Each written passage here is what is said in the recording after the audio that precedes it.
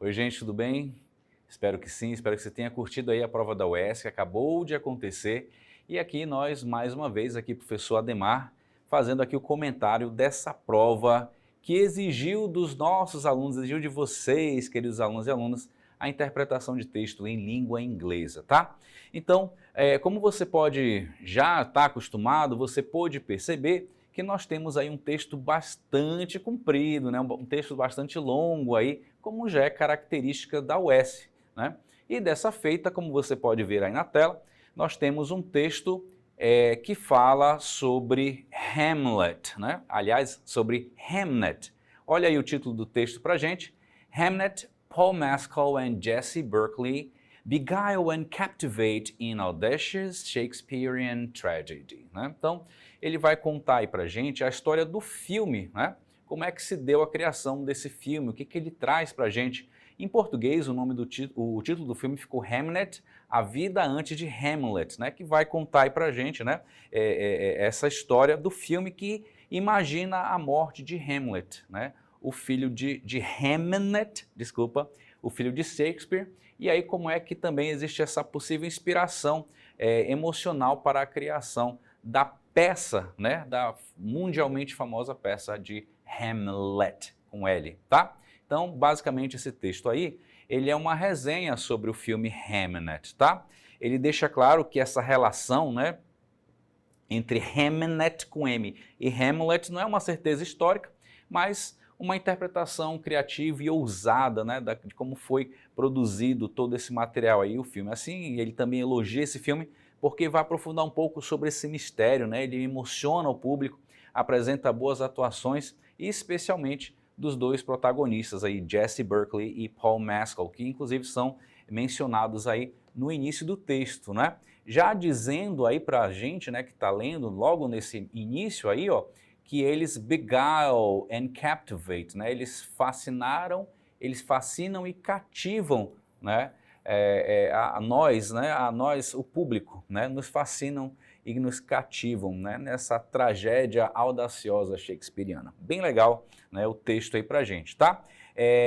A Jessie Berkeley, ela interpreta a Agnes, né? Que também se chama Anne Hathaway, a esposa de Shakespeare e mãe de Hamnet, com N, e a gente tem aí o Paul Mescal interpretando William Shakespeare lá, toda a sua história ali, a sua trajetória como jovem poeta que deseja seguir a carreira nos teatros de Londres, tá? O filme é de Chloe Zhao, como você pode ver aqui, tá? Beleza? E ele é uma versão, né, desse romance, né? Reimagina esse romance aí de Maggie O'Farrell, tá? E aí conta, né, the agonish loss of a child as the source of Hamlet's grand stage drama. Então, ele fala pra gente aí que a morte, a perda do filho pode ter sido conectado aí com a origem do grande drama, né, de Shakespeare. Tá legal? Beleza? É basicamente isso. Claro que nós tivemos muitas aulas resolvendo esse tipo de questão, porque a gente já sabe como vem a prova da UES e basicamente a gente faria o skimming, né, que seria a leitura superficial do texto, para entender ali mais ou menos onde estão cada um dos detalhes, né, já ir sublinhando algumas coisas, e depois a técnica do escaneamento, né, a partir do próprio comando da questão, a gente conseguiria ir atrás, né, das respostas dentro do texto, tá legal? Então nós tivemos aí as nossas 8 questões de inglês, bem tranquilas, tá? Chama atenção porque o texto ele possui uma linguagem, um vocabulário um pouquinho mais elevado, né? Palavras mais rebuscadas, que aí você teria, para entender o texto em si, teria que ter um inglês um pouquinho ali de intermediário para avançado. Entretanto, se nós utilizarmos, né, as técnicas de leitura do inglês instrumental, que foram muito praticadas dentro da sala de aula, ficaria bem tranquilo de encontrar as respostas, tá? Beleza? Agora, por exemplo, ó, aqui, ó. Olha a primeira questão. The article states that Closeout's movie, based on Maggie O'Farrell's novel, is successful because, né? Então ele está dizendo que o filme ele é bem sucedido por quê? Então, na verdade, nós não temos aí a palavra successful no texto, ok? Mas, se você olhar na linha de número 21, deixa eu encontrar aqui, que já está bem aqui, ó. Aqui, pronto. Olha aí. Então, nós temos aqui uma paráfrase, ó. This film succeeds, not because it solves the mystery, but because it deepens it still further, né? Então, o filme ele não é bem sucedido porque ele resolve o mistério, né? Ele é bem sucedido porque ele aprofunda esse mistério, ele cava mais, deepens it still further, ele aprofunda ainda mais. Então, observe que nas nossas alternativas aqui, ó, a gente tem, né, a alternativa C como sendo o nosso item correto a partir dessa interpretação desse trecho que a gente tem lá no parágrafo 2º, ou terceiro parágrafo, né? E ali a paráfrase encontrada no item C, por exemplo. Tá legal? Então, basicamente é o que você precisa. Você não precisaria ter um inglês muito aprofundado para conseguir encontrar as respostas, mas para ler o texto e entendê-lo em profundidade, você precisaria de um vocabulário um pouco mais aprofundado, um vocabulário um pouquinho mais rebuscado, tá? Agora, eu queria chamar a atenção para a questão de número 83, tá? Essa questão aqui, ó, ok? Por quê? Porque ela fala... cadê aqui? Pronto. Ele fala aqui, ó, de acordo com o texto, the reason why the film affects viewers emotionally is the... Então ele diz que a razão pela qual o filme afeta emocionalmente a audiência, né, os viewers, né, as pessoas que estão assistindo, é.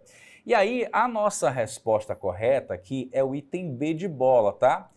Só que nós temos um pequeno desvio aqui da norma culta do inglês, tá bom? Qual é esse desvio, Ademar?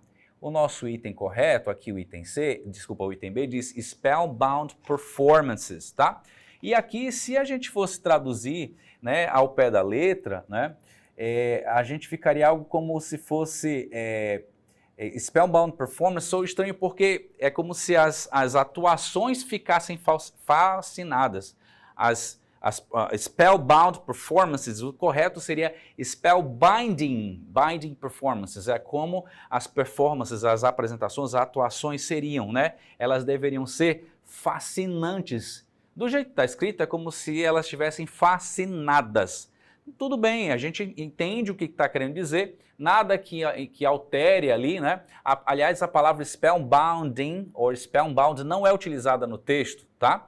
Então você precisaria ter um certo vocabulário para poder resolver a questão. Por quê? Porque lá no trecho ela aparece no nosso penúltimo parágrafo. Deixa eu mostrar aqui para vocês, para a gente finalizar. Tá bem aqui, ó. It's a film that moves, né? É um filme que toca, né?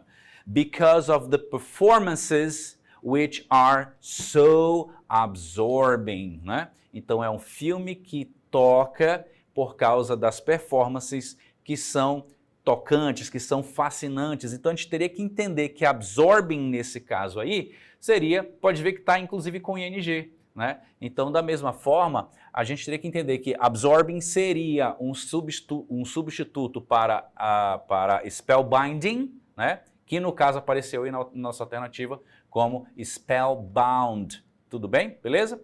Então, nada que comprometesse, mas você precisaria de vocabulário para poder encontrar aí a resposta correta. Tá legal, beleza? Mas a gente tem ali a associação entre performances, a forma que é colocada ali no texto, ó, the reason why the film affects the viewers emotionally. E aí você teria que entender que o verbo move é tocar, no sentido de sentimento, né? Como é que ele toca aquela audiência. Tá legal, beleza? Mas, tirando esse pequeno detalhe, todas as demais questões, elas eram facilmente encontradas, né, facilmente resolvidas utilizando essas técnicas que a gente trabalhou demais em sala de aula. Beleza, meu povo? É isso. Espero que você tenha curtido a prova, espero que você tenha gostado da prova, se dado bem, e a gente se vê no comentário da segunda fase, tá certo? Beleza? Um forte abraço para vocês, até a próxima, tchauzinho!